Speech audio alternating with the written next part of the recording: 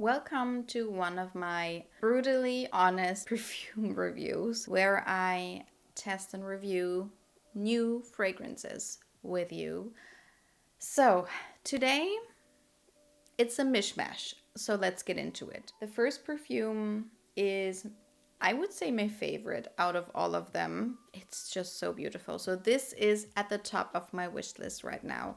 This is I Don't Need a Prince by My Side to Be a Princess, Eau Fresh by Kilian. And I love the original. I tested it out when it came out as like a more budget version years ago, but I wasn't into niche perfumes back then and I didn't really get it. And I was like, I like it, but I'm not too sure if I like it that much. I didn't know any of the notes, and then it came back and I wasn't too sure if I liked it enough to get a bottle. And when I got the opportunity to buy a sample of the Eau Fresh version, I was like, maybe this one's it. But I was hesitant because the original is not like a beast mode, so that I need an Eau Fresh version, if you know what I mean. But I saw, I think Jaclyn Hill actually talking about this version and being like her favorite perfume. So I was like, let's just test it out. I have to test both of the versions side by side and see if I really like this one more than the other and about performance and everything. But this is beautiful. So this has main accords of citrus, sweet and warm spicy with notes of bergamot, marshmallow, green tea and ginger. All notes I love. And this is exactly that. It's fluffy, it's sweet, it has this green tea thing going on. It's a little spicy, just like the Burberry Goddess. Yeah, you get the same ginger vibe from this one. And then it's freshened up by the bergamot. This is just beautiful. So all of the notes I love. It's right up my alley, but I don't have something like it in my collection. So as I said, I do have to get it, I think. I'm just not sure if it's going to be the original or the Eau Fresh version, but I fell in love. The next one I tried is Baklava Royale by Navitus in cooperation with Gabby. And this is the second perfume, I think, from her, and the second perfume I got to try from her. And I fell in love with Chocolate Queen. It's one of my favorite chocolate perfumes that does not, to me, smell like a typical edible chocolate perfume. It's a perfume with chocolatey gourmand notes to it. And this one goes in the same direction. This one is beautiful. So this one has main accords of sweet, vanilla, and woody with notes of bergamot and orange blossom in the top. Then you have pistachios, almonds, and honey in the middle, and in the base you have vanilla, amberwood, and tonka bean. And this is like a dessert. It smells like honeyed almonds to me. Maybe there's some pistachio in there if I really think about it, but I really do not get pistachios in here.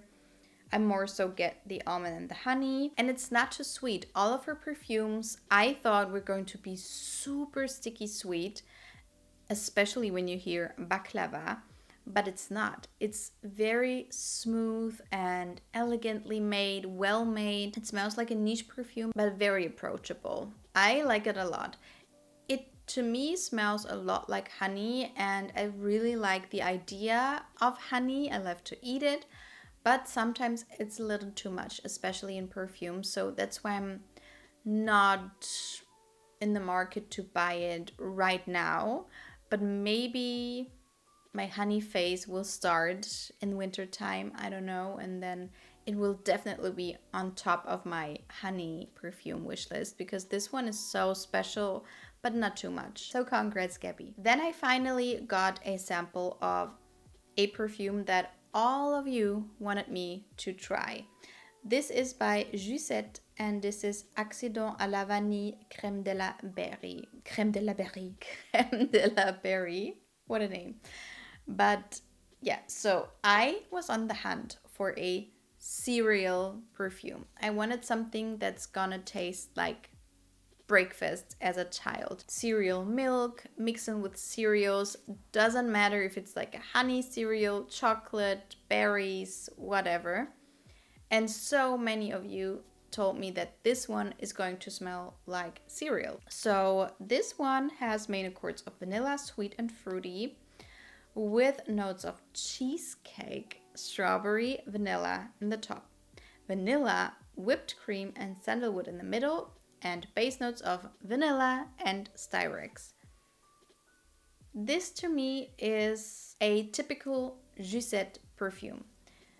And I always tell you, I don't know what it is. It's very specific, but those niche perfume houses that specifically make gourmand perfumes oftentimes to me are a miss, because they use something that is just smelling powdery and old and synthetic.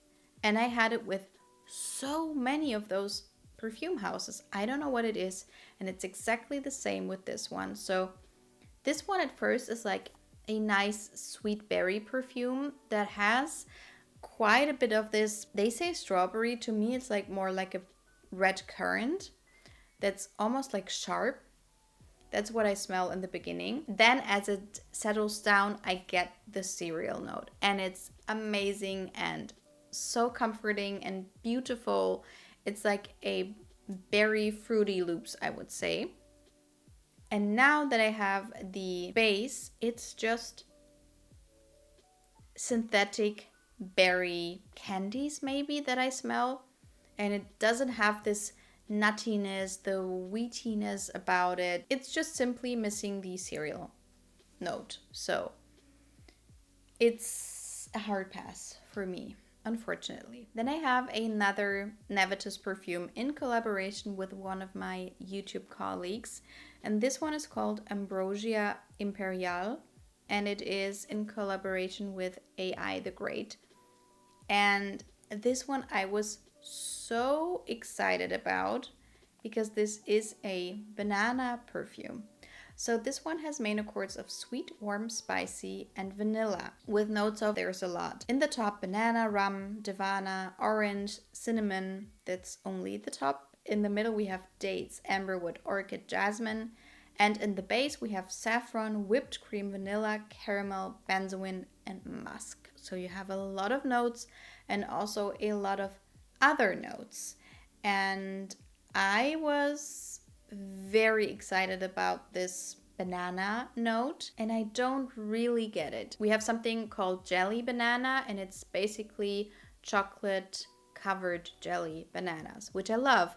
And this one reminds me of this jelly. So to me, it's not like a authentic ripe banana, but more so like a banana flavor mixed in with something extremely fruity. So to me, it almost smells like maybe pear and apple, something like that, instead of orange. I don't really get orange. To me, it's like a super fruity, happy spring and summer scent. And yeah, it's more so like a pear and apple with banana flavor scent.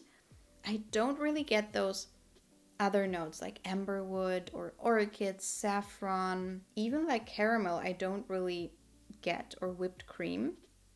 To me, it's just like a quite simple, happy, fruity, like almost like gummy bear scent. That's what I smell.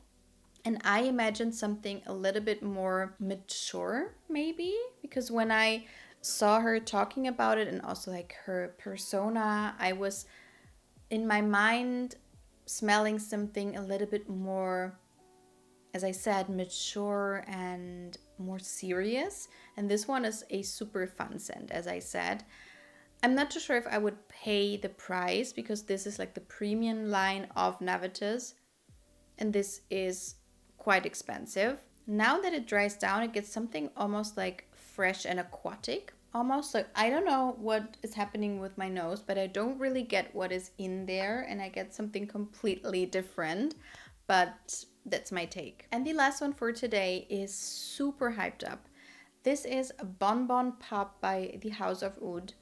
I have the Time, which is one of my favorite perfumes ever. And I also like another one of their perfumes a lot. I thought it was going to be this, but I don't know. So the packaging on this is beautiful as always. This one has main accords of sweet, woody, and patchouli. When I smelled this in store, I did not get any patchouli and I got something very different.